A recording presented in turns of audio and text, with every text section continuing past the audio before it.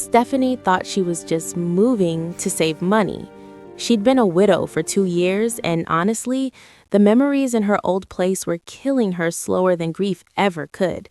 Every corner reminded her of David, every silence screamed his name.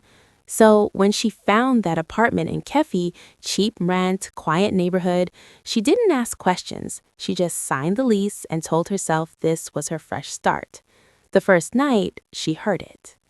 Papa, Papa, Papa.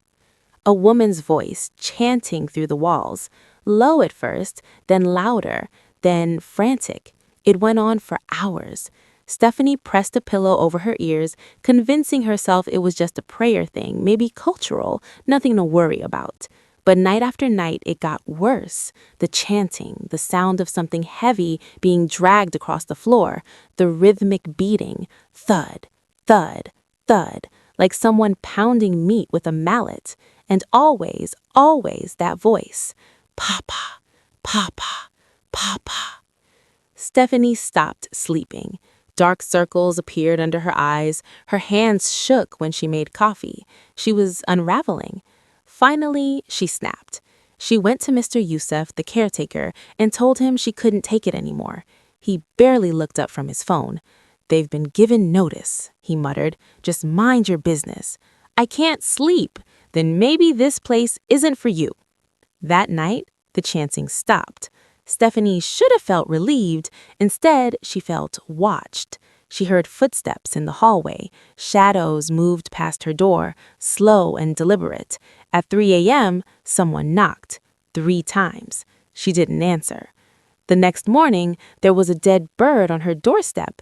Its neck was twisted at an unnatural angle, and around it, someone had drawn symbols in ash, symbols she didn't recognize, but somehow felt were wrong.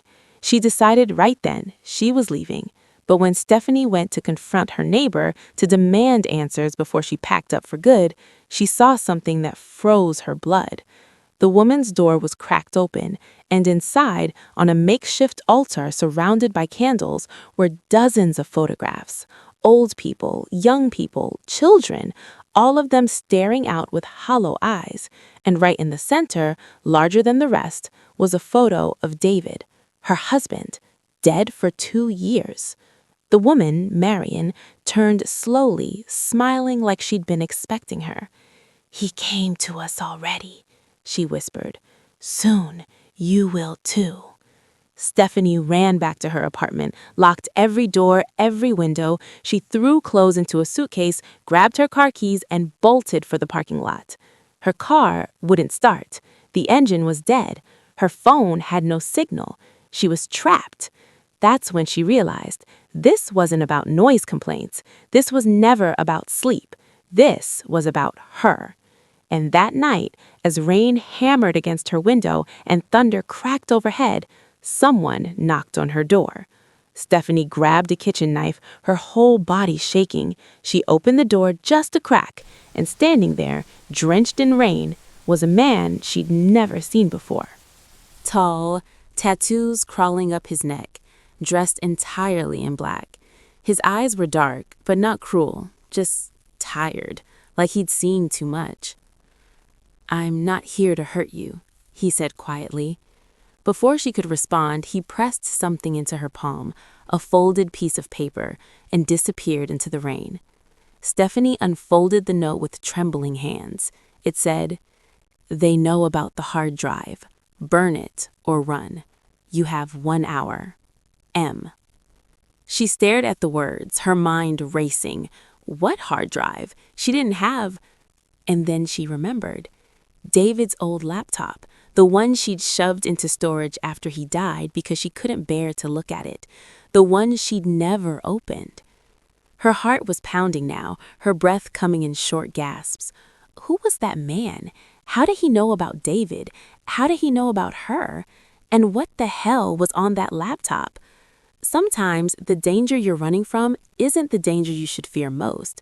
Sometimes the real terror is what you've been carrying all along and didn't even know it. What was on David's laptop? Who was the man in black? And why does Marion want Stephanie's soul? Keep watching to find out if you're ready for the truth. Don't forget to like, subscribe, and comment where you are watching from. We want to know how far our story has gone. The apartment building looked worse in person than it did in the photos. Stephanie stood on the cracked pavement, staring up at the peeling paint and rusted balconies, and told herself this was temporary, just a year, maybe 2. Long enough to save money, get back on her feet, figure out who she was without David. The neighborhood was rough, that much was obvious. Bars on every window, suspicious eyes tracking her from doorways, the kind of place where people minded their business because asking questions got you hurt. Perfect, she thought bitterly. No one here would care that she was a widow. No one would ask about David or give her those pitying looks that made her want to scream.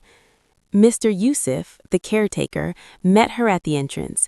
He was a thin man in his 60s with gray stubble and tired eyes that had seen too much. He barely glanced at her as he handed over the keys. "Apartment 4B, he said, already turning to leave. "Wait," Stephanie called after him. "Is there anything I should know? About the building, I mean."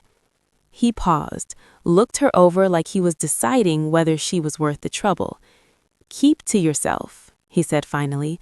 "Don't get involved in other people's business. You'll be fine." It wasn't exactly reassuring. That night, Stephanie sat on the worn couch in her new living room, surrounded by unpacked boxes, and tried to convince herself she'd made the right choice. The apartment was small but clean enough. The rent was 1/3 of what she'd been paying. She could do this. She had to do this. She made instant noodles for dinner because she hadn't bought groceries yet, ate them standing at the window, staring out at the courtyard below. It was dark now, the only light coming from a single flickering street lamp that cast long shadows across the cracked concrete. Lonely didn't even begin to cover it. She missed David. God, she missed him. Not the version of him from the end, the distant stranger who worked late and barely talked to her, but the David from before. The one who made her laugh, the one who used to pull her close and tell her everything would be okay. But he was gone, and she was here, alone. Stephanie climbed into bed around 11, exhausted from the move. She was just drifting off when she heard it. A woman's voice, muffled but clear, coming through the wall. "Papa, Papa, Papa." Stephanie frowned, half asleep. It sounded like prayer, maybe, some kind of religious chant. She'd read that Kefi was diverse, different cultures, different practices. She wasn't going to judge. She rolled over, pulled the blanket over her head, and tried to ignore it. But the chanting grew louder and louder, the rhythm quickening, the voice rising, becoming almost frantic. It wasn't just one voice anymore. It sounded like multiple voices overlapping, building into something that made her skin crawl. "Papa, Papa, Papa, Papa, Papa." Stephanie sat up, heart racing. What the hell was going on? She got out of bed, crept to the window, and peeked through the curtains. Down in the courtyard, a woman stood in a circle of candles. She was older, maybe in her 50s, with her hair wrapped in a dark scarf. Her hands were raised, palms up, and she was chanting in a language Stephanie didn't recognize. And she was holding a photograph. Stephanie squinted, trying to see whose picture it was, but the angle was wrong. The woman's body blocked most of it. All she could make out was the edge of the frame glinting in the candlelight. The woman's chanting grew louder, more violent. She began to shake, her whole body trembling like she was possessed. Then she threw something into the flames. Stephanie couldn't see what, and the fire roared up, bright and unnatural. Stephanie yanked the curtain shut, her heart hammering in her chest. This wasn't prayer. This was something else, something wrong. She backed away from the window, climbed into bed, and pulled the covers over her head like a child hiding from monsters. But sleep didn't come, not for hours, because even with her eyes closed, even with the pillow pressed over her ears, she could still hear it. "Papa, Papa, Papa." And she knew deep in her bones that this wasn't going to stop. By the 7th night, Stephanie was unraveling. She tried everything: earplugs, white noise, moving her mattress to the far corner of the bedroom, as far from the shared wall as possible. Nothing worked. Every night, like clockwork, the chanting began. Sometimes at midnight, sometimes at 2 in the morning. Always the same words, the same frantic rhythm that crawled under her skin and refused to let go. Papa, Papa, Papa. She wasn't sleeping. She wasn't eating. Dark circles had formed under her eyes, and her hands shook constantly from exhaustion and too much coffee. When she tried to work, design mock-ups for a client, she'd stare at her screen for hours without producing anything. Her mind kept circling back to that woman in the courtyard, the candles, the photographs she couldn't quite see. On the 8th morning, Stephanie marched down to Mr. Yusuf's office and pounded on the door until he opened it. He looked annoyed. What? The woman next door, Stephanie said, her voice tight. She's making noise every single night. I can't sleep. I can't work. You need to do something. Mr. Yusuf sighed like she just asked him to move a mountain. What apartment? 4C, right next to mine. His expression shifted, just for a second, into something that might have been concern or fear, but he covered it quickly. They've been given notice, he said, already turning back to his desk. They'll be gone soon. Just avoid them. Avoid them? I live next door. Look, he cut her off, his voice harder now. You're new here. You don't know how things work. That woman, just stay out of her business. Trust me. I don't care about her business, Stephanie snapped. I care about sleeping through the night without hearing her chanting like she's summoning demons. Mr. Yusuf's jaw tightened. For a long moment, he just stared at her, like he was deciding whether she was worth the trouble. Finally, he exhaled. Fine, I'll talk to them, but don't say I didn't warn you. That night, Stephanie waited. The chanting didn't start at midnight, or 1, or 2. By 3 a.m., she was sitting on her couch, staring at the wall, half relieved and half unnerved by the silence. Maybe Mr. Yusuf had actually done something. Maybe it was over. Then she heard footsteps in the hallway. Slow, deliberate, heavy boots on creaky floorboards. They stopped outside her door. Stephanie froze, her breath caught in her throat. She watched the shadow move under the crack of the door, a dark shape blocking out the dim hallway light. Then came the knock. 3 sharp raps, loud enough to make her flinch. She didn't move, didn't breathe, just sat there staring at the door, her heart pounding so hard she thought it might burst. Another knock, harder this time. Thud, thud, thud. Stephanie. A man's voice called from the other side, low and rough. I know you're in there.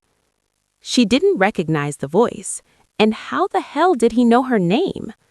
The doorknob rattled. Whoever was out there was testing it, seeing if it was locked.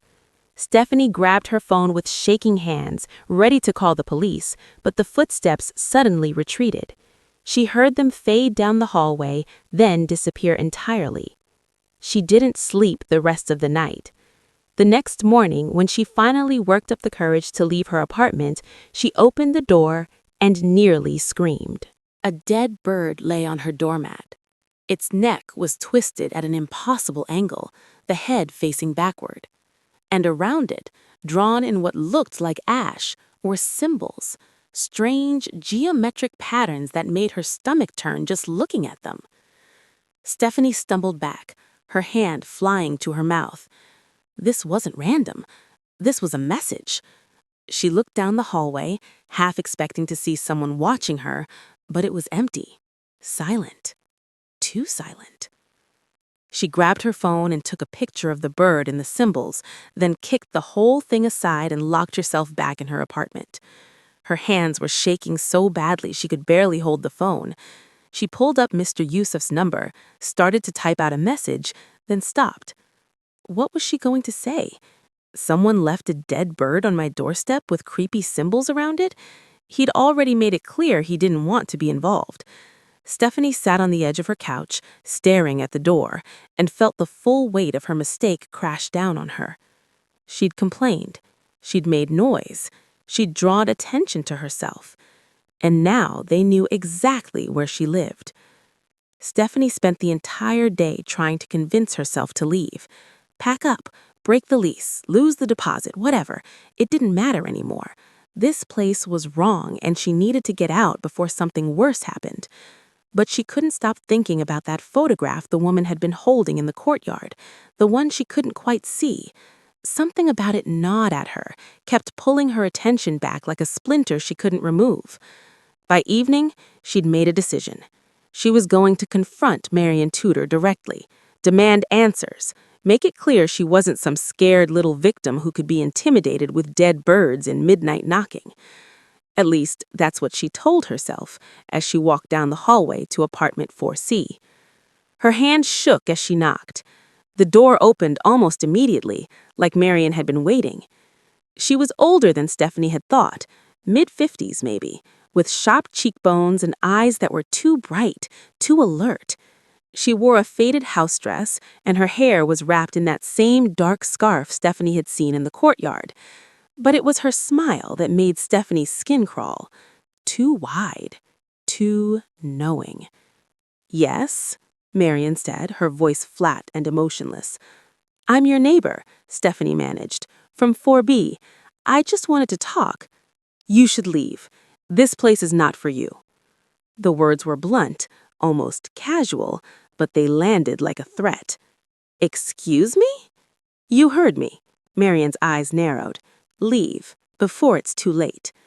Stephanie's anger flared, cutting through the fear. "I'm not going anywhere. I signed a lease. I have every right."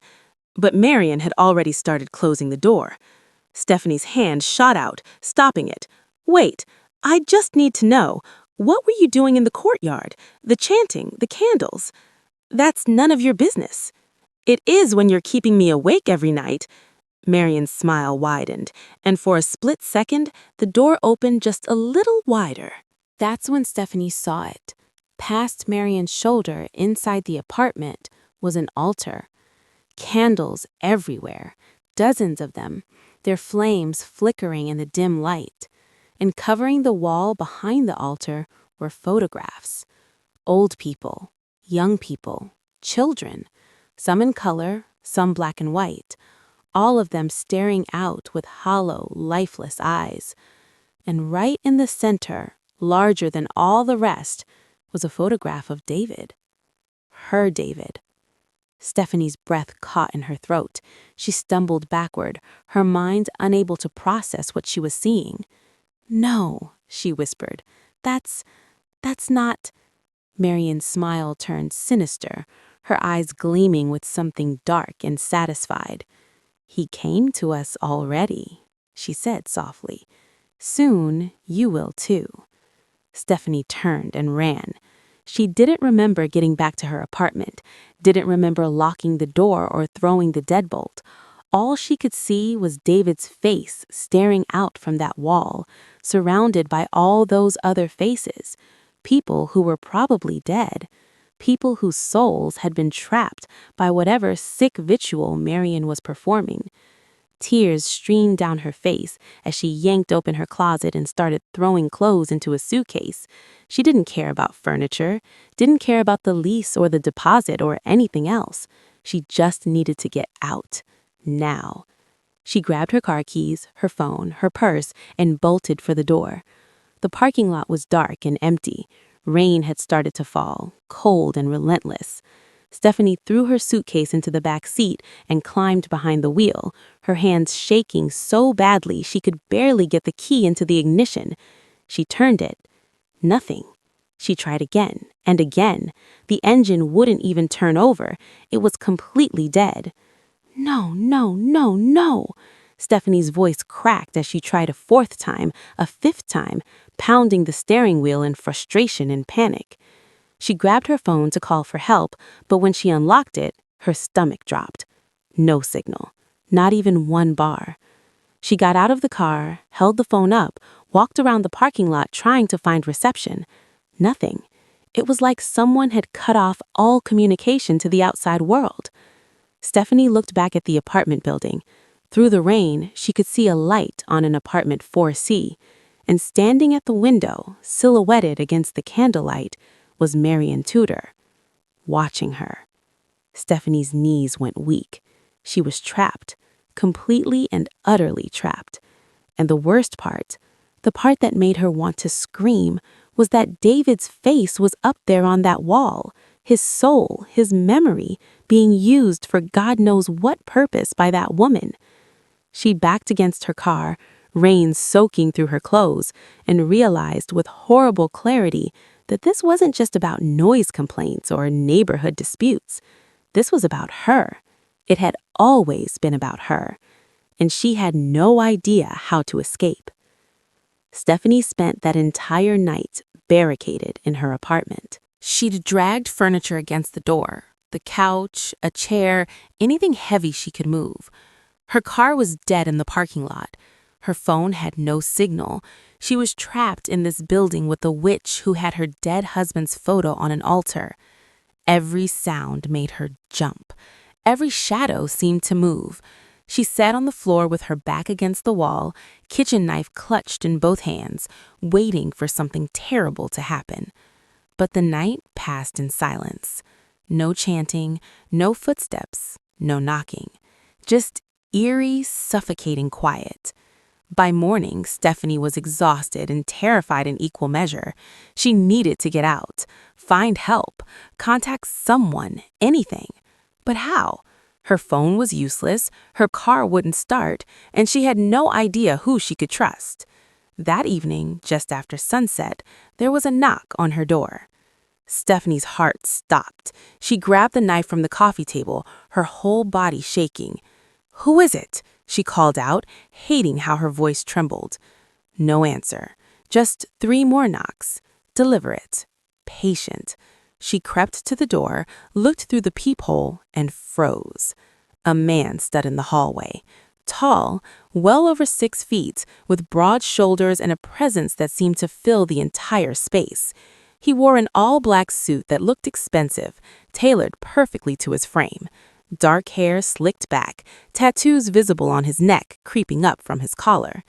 But it was the way he carried himself that made her breath catch. Confident, powerful, dangerous. She knew exactly who he was. Everyone in Kefi knew Mekaroid Akaja, the Mafia boss who controlled everything from the waterfront to the downtown district, the man politicians whispered about in back rooms, the crime lord whose name alone made hardened criminals cross the street. And he was standing at her door. Stephanie's hands trembled as she cracked the door open, keeping the chain lock engaged. "What do you want?" Mekaroid's dark eyes met hers. Calm, assessing, completely unreadable. "I'm not here to hurt you," he said. His voice was low, controlled, the kind of voice that commanded obedience without ever needing to be raised. "Then why are you here?" Instead of answering, he reached into his jacket. Stephanie flinched, expecting a weapon, but he pulled out a folded piece of paper. He held it between 2 fingers, extending it toward the gap in the door. "Read this when I'm gone, and do exactly what it says." "I don't understand." "You will." His eyes held hers for a moment longer, and she saw something unexpected there. Not threat, not violence, but something almost like concern. Then he turned and walked away, his footsteps echoing down the hallway with the confidence of a man who'd never had to look over his shoulder. Stephanie stood there frozen, staring at the note in her shaking hand. Why would Mekaroid Akaja, the most dangerous man in the city, come to her door with a warning? She locked the door, threw the deadbolt, and sat down on the couch. For a long moment, she just stared at the folded paper, afraid of what it might say. Finally, she opened it. The handwriting was sharp, precise, almost aggressive. "They know about the hard drive. Burn it or run. You have 1 hour. M." Stephanie read it 3 times, her mind racing. Hard drive? What hard drive? She didn't have any hard drives. She barely had anything except clothes and... Wait. David's laptop. The old one she'd packed away in storage after he died because looking at it hurt too much. The one she'd never opened, never checked, never thought about in 2 years. Her heart started pounding. How did McHeroy Akaja know about David? How did he know about a laptop she'd forgotten existed? And who were they? Stephanie looked at the note again. You have 1 hour. 1 hour until what? Until they came for her? Until whatever was on that laptop got her killed? She grabbed her keys and her purse, threw on a jacket, and ran for the door. The storage facility was across town. If she could get there, find the laptop, figure out what David had left behind, maybe then she'd understand why a witch had his photo on her altar, why a mafia boss was warning her to run, why her life had turned into a nightmare. As she hurried down the stairs, avoiding the elevator, one thought kept circling through her mind. McHeroy Akaja had looked at her with something that almost seemed like recognition, like he knew her somehow, like he understood what she was going through. But that was impossible, wasn't it? Stephanie pushed through the building's side exit and ran into the night, clutching that note like a lifeline. Behind her, in apartment 4C, candlelight flickered in the window. Marian Tudor stood watching, a slow smile spreading across her face. The game was just beginning. Stephanie barely slept that night. Every sound made her jump. Every shadow seemed to move. She kept the knife from her kitchen on the nightstand and her eyes on the door, waiting for another knock that never came. By morning, she'd made her decision. If that man, whoever he was, knew about a hard drive, then she needed to find it, fast. David's laptop was in a storage unit across town, buried under boxes of his clothes she couldn't bring herself to donate, and books she'd never read. She'd shoved everything in there 2 years ago and hadn't opened the door since. The storage facility was quiet, almost abandoned. Stephanie's hands trembled as she unlocked Unit 23 and pulled up the metal door. The smell hit her immediately. Dust and old cardboard and something else. Memories, maybe. Grief. She found the laptop in a box marked office stuff, still in its case, covered in a thin layer of dust. For a moment, she just held it, feeling the weight of it in her hands. The last time David had touched this, he'd been alive. Back in her apartment, she plugged it in and waited for it to boot up. Password required. Of course, David had always been paranoid about security. She tried the obvious ones first. His birthday, her birthday, their anniversary. Nothing worked. Then, almost without thinking, she typed in their wedding date, 06/14/2019. The screen unlocked. Stephanie's breath caught. She clicked on the documents folder, then froze. Dozens of files, spreadsheets, PDFs, video recordings, all of them labeled with dates and codes she didn't understand. She opened the first spreadsheet and her stomach dropped. Financial records, transactions in the millions, shell companies, offshore accounts, money moving through what looked like a charity organization, the Zainab Foundation, but the numbers didn't add up. Money going in, disappearing, reappearing in places it shouldn't. She opened another file. This one had names, addresses, photographs of people she didn't recognize, and next to each photo, a single word, deceased. Her hands were shaking now. She clicked on a video file labeled finalmessage.mp4. David's face filled the screen. He looked terrible, exhausted, terrified. His eyes were red like he'd been crying, and there was a bruise on his jaw she didn't remember. "Steph," he said, his voice cracking. "If you're watching this, I'm already gone." Stephanie's breath hitched. Tears blurred her vision, but she couldn't look away. "I stumbled onto something," David continued. "The Zainab Foundation. They're not what they claim to be. They're a front for a criminal syndicate. Money laundering, human trafficking, murder. I have proof. I tried to go to the police, but..." He paused, rubbing his face. "They have people everywhere. I don't know who to trust anymore."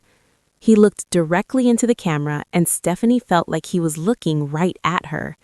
"I tried to do the right thing," he whispered. "I'm sorry. I'm so sorry I brought this to our door. If they come for you, if they find you, run. Don't try to be a hero. Just run." His voice broke. "I love you, Steph. I'm sorry I wasn't brave enough to tell you all of this. Protect yourself. Please." The video ended. Stephanie sat there, tears streaming down her face, her whole body shaking.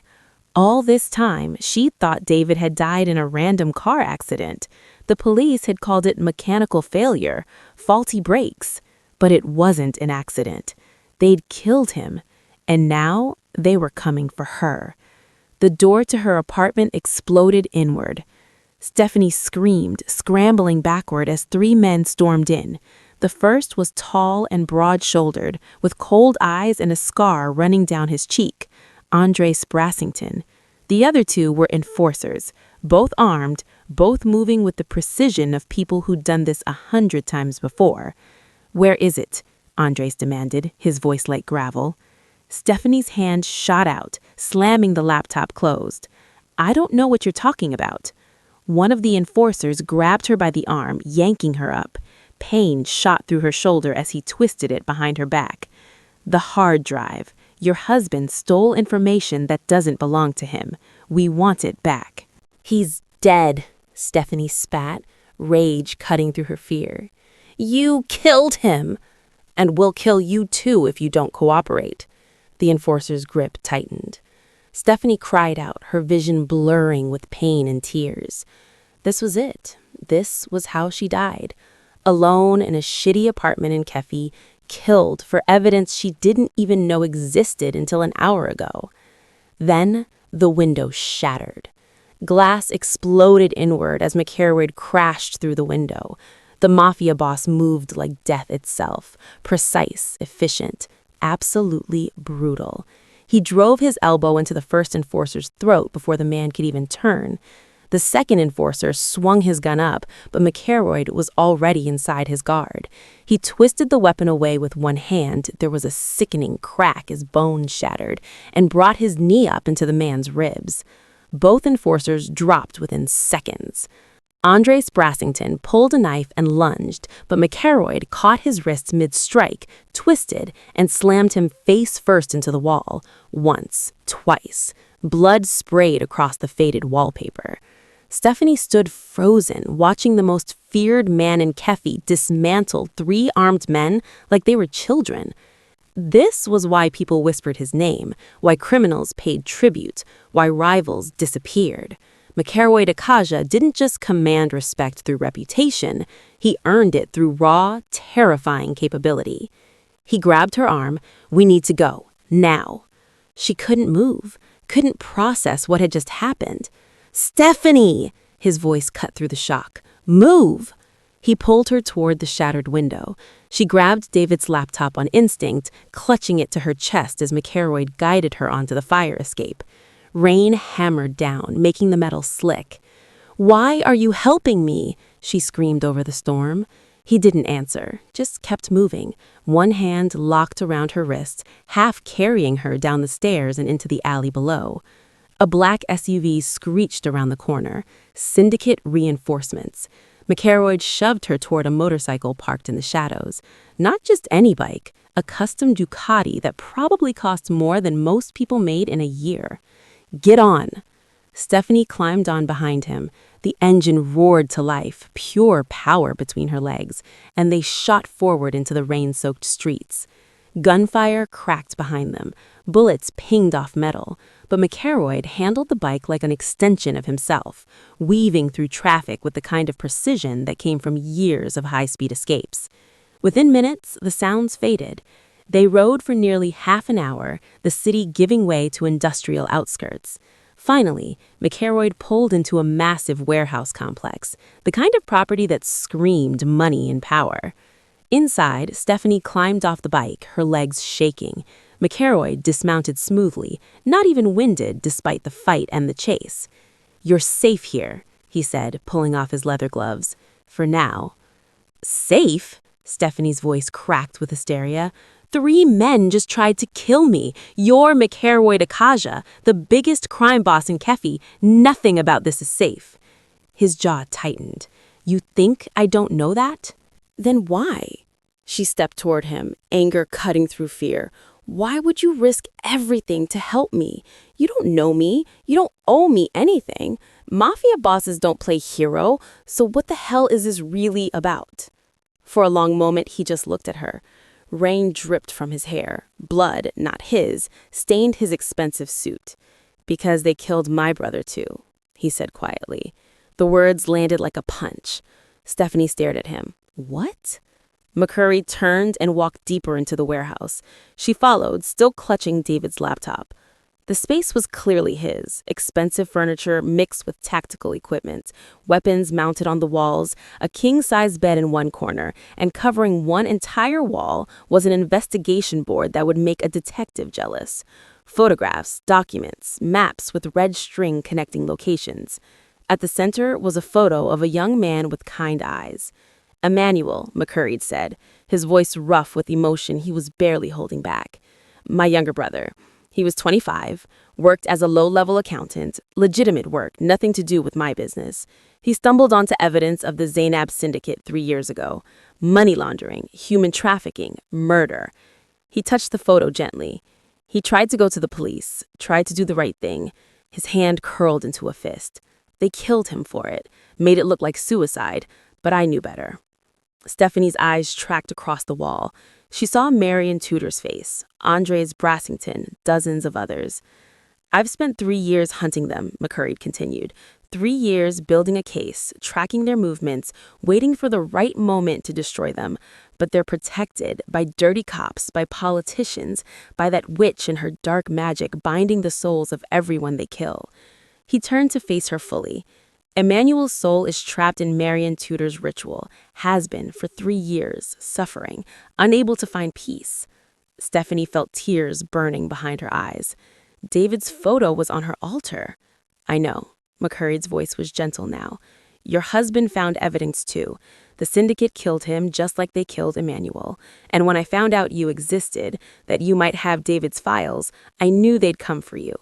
So you warned me. I tried to. His expression hardened. But you're stubborn, brave, probably too brave for your own good. Stephanie held up the laptop. Everything David found is on here. Financial records, proof of everything they've done.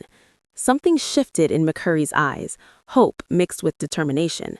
Then we have a chance. Your husband's evidence combined with mine, it's enough to bring down the entire syndicate, expose them, destroy them, free the souls they've trapped. But we have to move fast. Stephanie looked at this man, this dangerous, powerful mafia boss who'd spent 3 years on a revenge mission, and saw something she recognized, the same pain she'd carried, the same loss, the same desperate need for justice. What do we need to do? McCurry's eyebrows rose slightly, like he hadn't expected her to agree. We destroy Marion Tudor's altar, he said. Free the souls. And we upload your husband's evidence to every news outlet in the country. Make it impossible for the syndicate to hide. And if we fail? His jaw tightened. Then we end up on that wall with everyone else. Stephanie took a deep breath.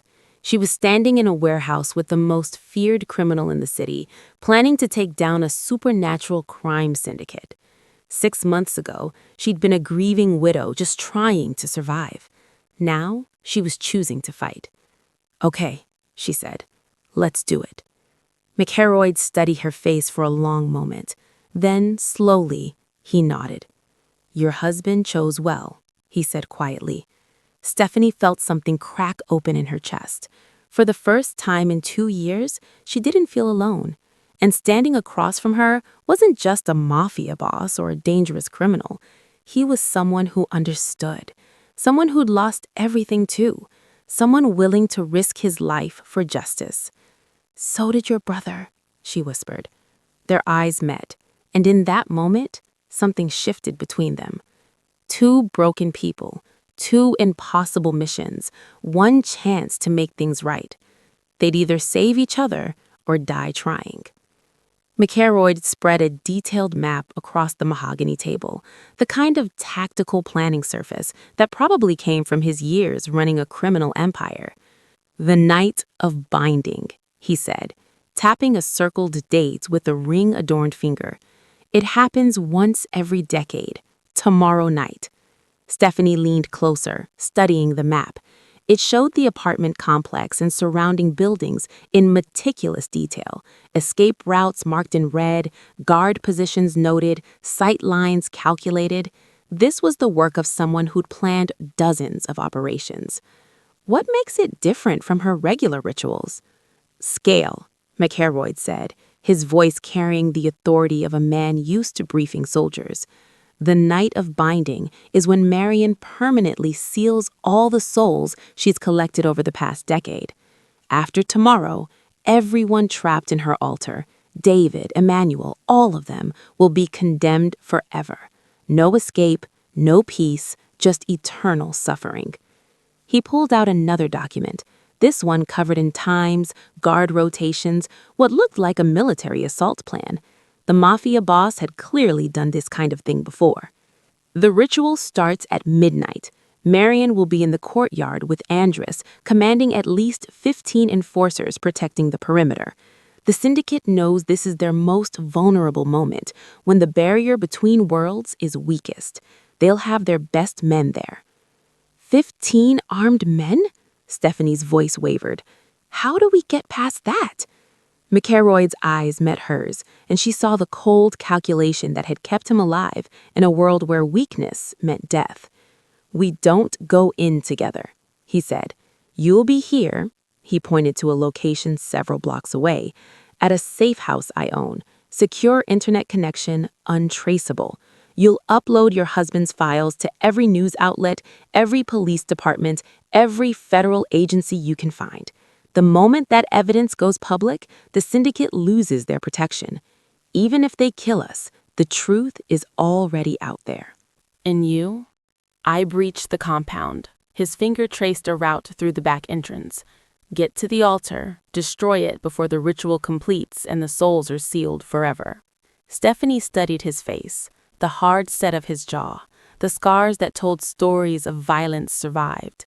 You're talking about walking into a building surrounded by 15 trained killers who'd love nothing more than to put a bullet in the head of Kefi's most wanted crime boss.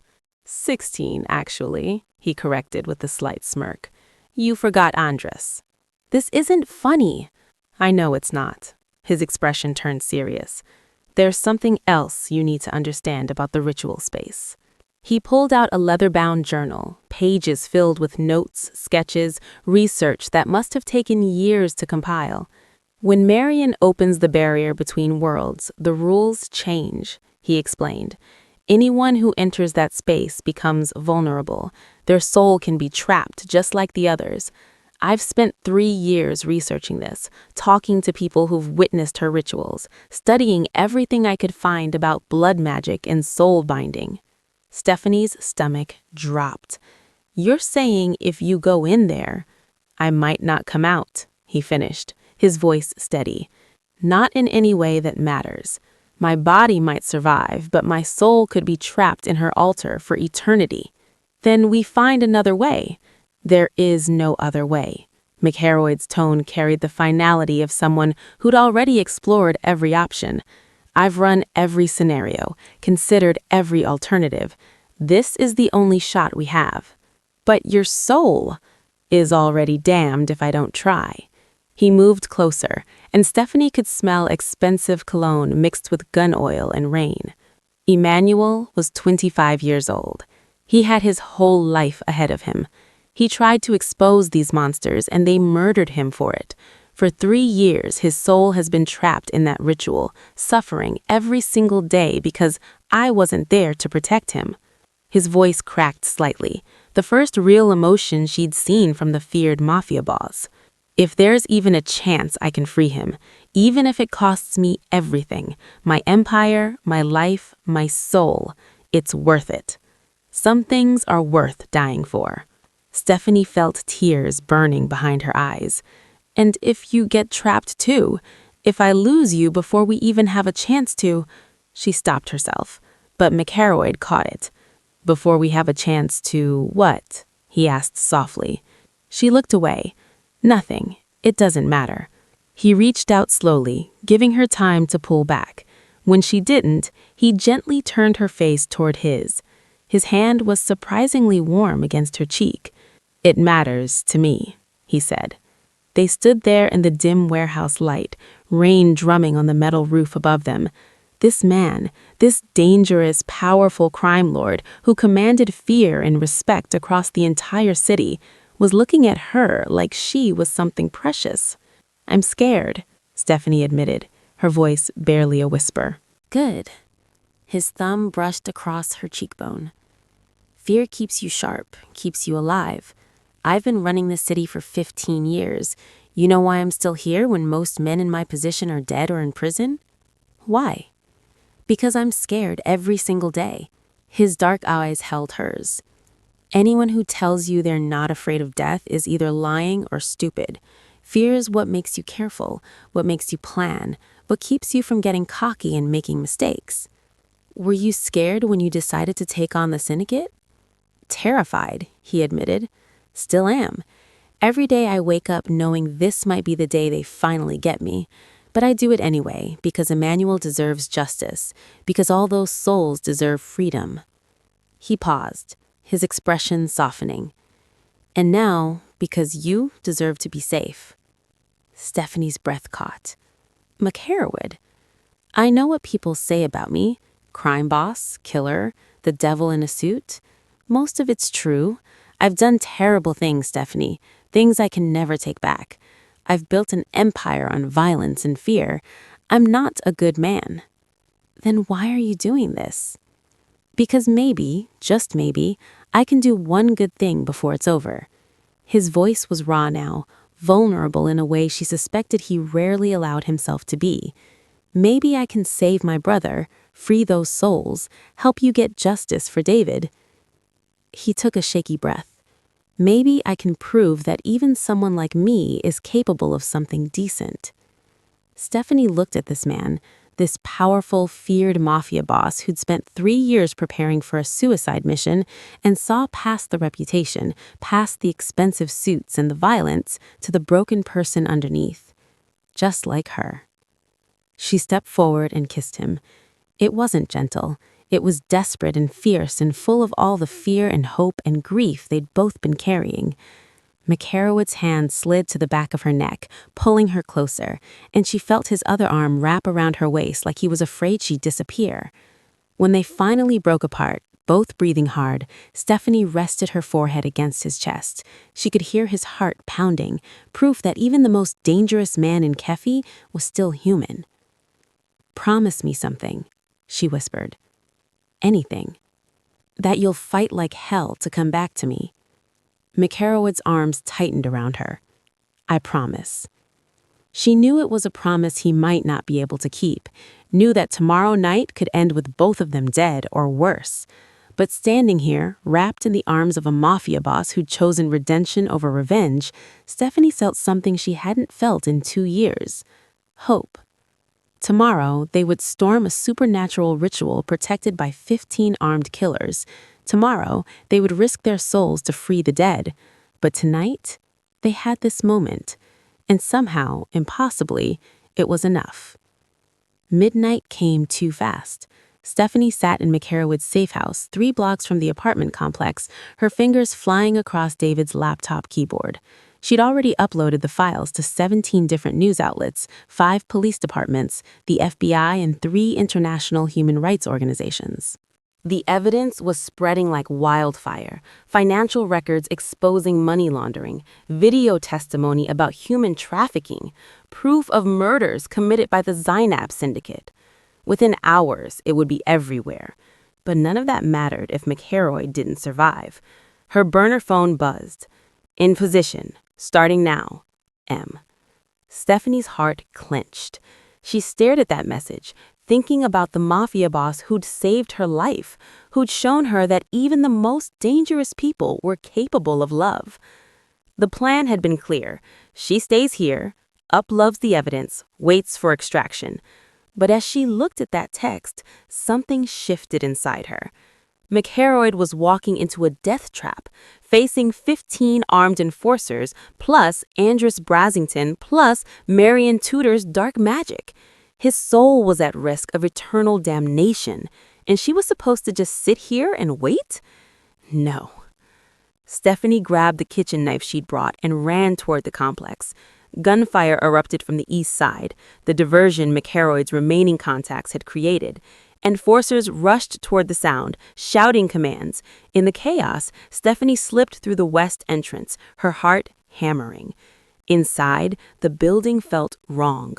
The temperature had dropped at least 20 degrees. Her breath came out in visible clouds. The air itself seemed to resist her movement, thick and oppressive, like walking through water. She heard the chanting before she saw the light.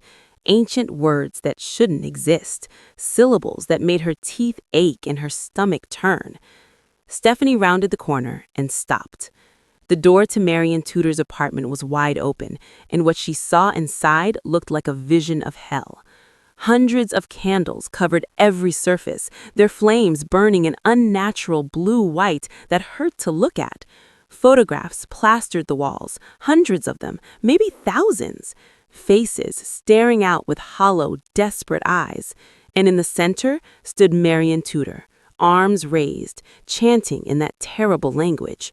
McHeroyd was already inside, moving toward the altar with the lethal grace that had made him the most feared man in Kefi. But Andrus Brasington stepped into his path. "I've been waiting for this," Andrus growled, pulling a wicked-looking knife. "The great McHeroyd Akaja, kingpin, crime lord. Let's see if you bleed like everyone else." "Only one way to find out," McHeroyd said coldly. They collided like titans. This wasn't the quick, efficient takedown from before. This was two apex predators fighting for dominance. Andrus was skilled, probably more military, but McHeroyd fought with the ruthless experience of someone who'd survived hundreds of fights. Fist to jaw, knee to ribs, elbow to throat. Blood sprayed, bones cracked. Neither man gave an inch. Stephanie's eyes found the altar. Among the photographs, she saw David's face glowing with that unnatural light. Next to it, Emmanuel's photo pulsed the same way. The air shimmered, and then the souls began to appear. Ghostly figures materialized throughout the room, translucent, flickering, barely there. Men, women, children, dozens of them, some reaching out with phantom hands, others screaming silently, all of them trapped, suffering, begging for release. Stephanie saw David among them. His ghost turned toward her, and she saw recognition in his eyes. Pain, love, terror. "Steph," his voice whispered, barely audible. "Run, please." But she didn't run. She stepped forward into the ritual chamber. Marion Tudor's head snapped toward her, eyes blazing with fury and dark power. "You dare enter this sacred space?" the witch hissed. "Sacred?" Stephanie's voice shook but held firm. "You're torturing innocent souls. There's nothing sacred about this." "They belong to me now." Marion's smile was grotesque. "Bound by blood, sealed by ritual, and soon you'll join them." She thrust her hand forward. Invisible force slammed into Stephanie's chest like a freight train, lifting her off her feet and hurling her backward. She hit the wall hard enough to crack plaster, pain exploding through her entire body. The souls wailed, a chorus of agony that made her ears ring. David's ghost reached for her, but his hand passed through, insubstantial. Across the room, McHeroyd had Andrus in a chokehold. "Stephanie, what the hell are you doing here?" "Helping you," she gasped, struggling to her feet. Blood trickled from her nose, her ribs screamed, but she kept moving toward the altar. "Foolish girl," Marion snarled. She raised both hands, and the very air became weaponized. It felt like being crushed by an invisible hand. Stephanie's ribs creaked, her vision blurred. She couldn't breathe. But she thought about David's last video. "I tried to do the right thing." She thought about McHeroyd's promise. Some things are worth dying for. She thought about all those souls, Emmanuel, David, children, innocent people trapped in eternal torment because evil people had decided their lives didn't matter. Stephanie lunged for the altar. Marion screamed, summoning even more power. The force intensified, crushing down on Stephanie like the weight of the world. Her knees buckled, blood ran from her nose, her ears, her body was shutting down. But her hand closed around the central candle, the soul anchor, thick as her wrists, burning with that terrible blue-white flame. "No!" Marion shrieked. Stephanie lifted the soul anchor with the last of her strength and brought it down hard against the stone altar. It shattered. The room exploded in light. Pure, brilliant, searing white light that burned away every shadow. The photographs ignited instantly, flames consuming them. The ghostly figures cried out, not in pain this time, but in relief. Marion Tudor's scream was inhuman. Her body convulsed as the blood pact that had sustained her for decades ripped itself apart. Dark energy tore through her, visible cracks of shadow spreading across her skin.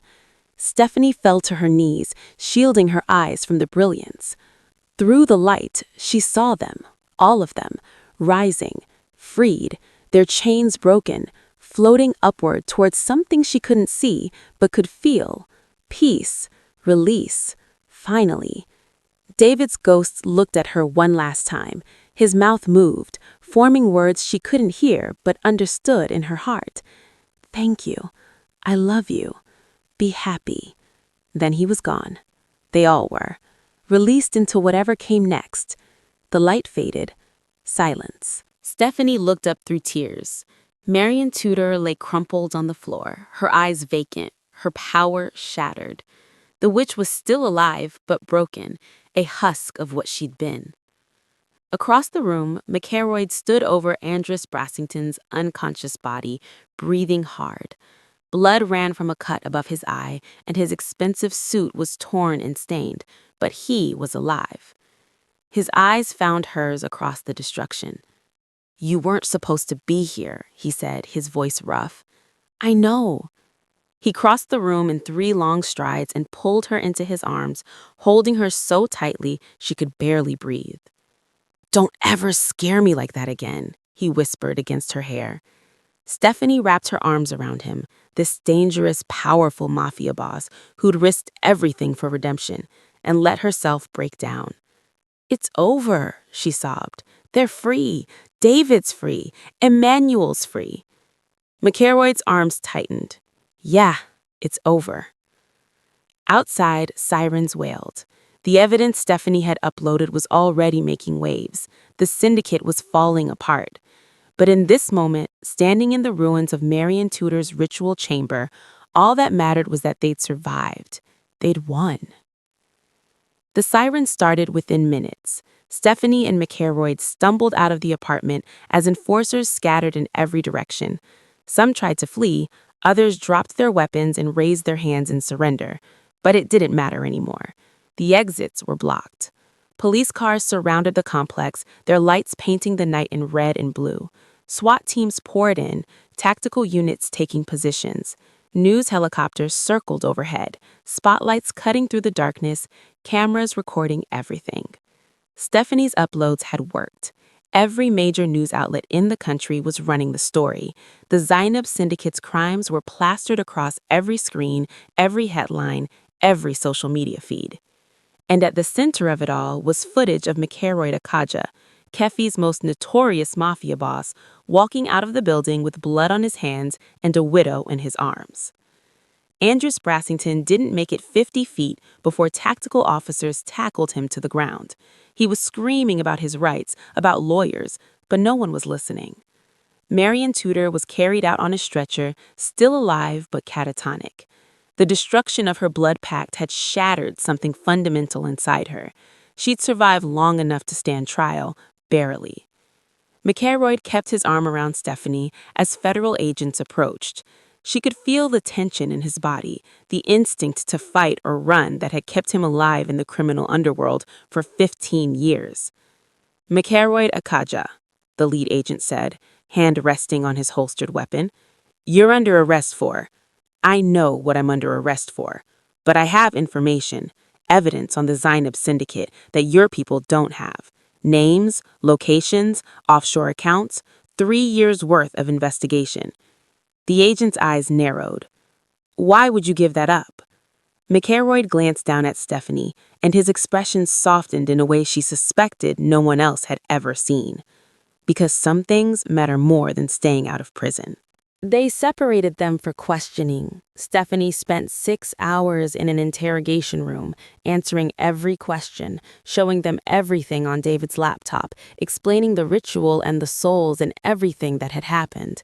She told them about McElroy saving her life, about his 3-year investigation, about how he'd risked his own soul to free the innocent people the syndicate had murdered.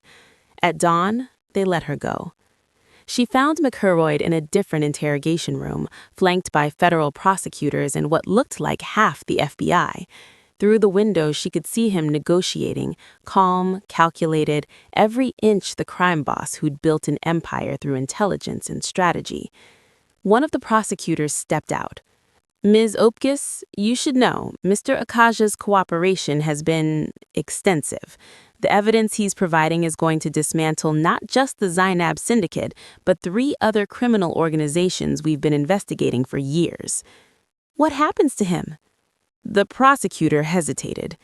That's still being determined, but given the circumstances, the value of his testimony, and certain extenuating factors, we're discussing immunity in exchange for continued cooperation. Stephanie's heart leapt. He won't go to prison? I didn't say that. The prosecutor's expression was unreadable. But there are options being considered.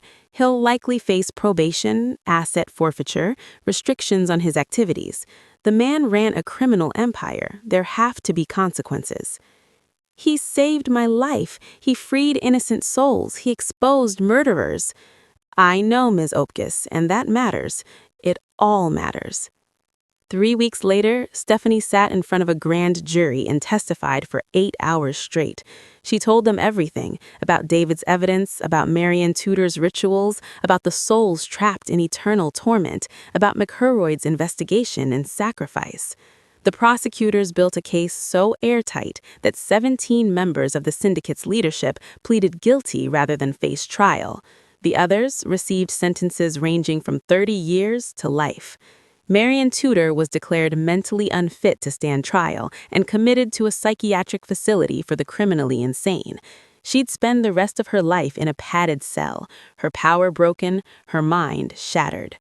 Andres Brassington got life without parole. And McElroy Akaja, the feared Mafia boss who'd controlled half of Kefi's underground, stood before a federal judge and accepted a deal. Stephanie sat in the courtroom gallery, watching him in his expensive suit, hands folded calmly, as the judge read the terms. Mr. Akaja, you've cooperated extensively with federal authorities. Your testimony has led to the dismantling of multiple criminal organizations and the conviction of dozens of violent offenders. However, you've also admitted to running a criminal enterprise for over 15 years. McElroy's expression didn't change. Yes, Your Honor. The court recognizes that there are unique circumstances in this case. Your actions, while motivated by personal loss, ultimately served the public good. Nevertheless, the law must be applied. The judge paused, looking down at the papers in front of her. You are hereby sentenced to 5 years probation, during which time you will be subject to regular monitoring and restrictions on your activities. You will forfeit all assets acquired through illegal means, estimated at approximately $47 million. You will perform 2,000 hours of community service, and you will testify in any future proceedings related to these cases. McElroy nodded. Understood, Your Honor. However, the judge continued, and Stephanie saw something shift in her expression. The court also recognizes that people are capable of change, that even those who've committed terrible acts can choose redemption. I sincerely hope you prove worthy of the second chance you've been given. I intend to, Your Honor. When McElroy walked out of that courtroom, he wasn't a free man, not entirely, but he wasn't going to prison. Stephanie was waiting for him in the hallway. He saw her, and something in his carefully controlled expression cracked. Relief, gratitude, love. He pulled her into his arms right there, not caring who saw, not caring about cameras or reporters or his reputation as the untouchable crime boss. "What are you going to do now?" she asked quietly. McElroy was silent for a long moment, his chin resting on top of her head. "I spent 3 years hunting ghosts," he said finally. 3 years consumed by revenge. Maybe it's time to help the living. 6 months later, Stephanie stood in front of a converted warehouse in the heart of Kefi, the same neighborhood where she'd almost lost everything. The building had been purchased with the last of McElroy's legitimate assets, the ones the government hadn't seized. It had taken months of renovations, permits, fundraising, and sheer determination, but now it was finished. The sign above the door read, "House of Hope, for those who've lost their way." Inside was everything they dreamed of, a safe space for children whose parents were in prison or had been killed by gang violence, computer labs where widows could learn job skills, counseling rooms with trauma therapists offering free sessions, legal aid workers helping people escape abusive situations, a gym where former gang members worked construction during the day and ran basketball programs for at-risk youth at night. McElroy stood beside her, watching people stream in for the grand opening. He'd traded his expensive suits for jeans and a simple black shirt, but he still carried himself with that same commanding presence. Some people recognized him, the former crime boss, the Mafia kingpin, the man who'd controlled the streets through fear and violence. But others saw something different, the man who'd exposed a criminal syndicate, who'd saved innocent souls, who was using his second chance to give hope to people who'd lost everything. A young woman, maybe 19, with a baby on her hip, approached nervously. "Mr. Akaja, I heard you're hiring for the administrative positions." McElroy's expression softened. "Yeah, you have experience?" "Some. I worked retail before." She gestured vaguely, like her life had fallen apart and she didn't want to explain how. "Come by tomorrow morning. Bring a resume if you have one. If you don't, that's okay too. We'll figure it out." Her eyes filled with tears. "Thank you. You don't know what this means." "I think I do. Tomorrow, 9 a.m. Ask for Stephanie. She runs hiring." The woman nodded gratefully and hurried inside. Stephanie slipped her hand into McElroy's. "You're good at this." "At what?" "Giving people hope." He squeezed her hand. "I'm just trying to balance the scales. Spent 15 years making the world worse. Figure I owe the universe at least that much time trying to make it better." A teenage boy who'd lost his father to gang violence walked past, dribbling a basketball. He paused, looked at McElroy, and nodded with respect. McElroy nodded back. No words needed. Just an understanding between two people who'd both lost family to violence and were trying to find a different path. Stephanie watched children play in the safe space many of them had never known, watched widows learn skills that would help them rebuild their lives, watched former criminals find redemption through honest work. "Think we can really change things?" she asked quietly. McElroy followed her gaze across the center, taking in all the lives intersecting here, all the second chances being born. Then he smiled, not the cold, calculating expression of a crime boss, but something genuine and warm and real. "We already have," he said. The sun streamed through the windows, golden and warm. Inside the House of Hope, laughter echoed, children played, people who'd been broken were learning to heal.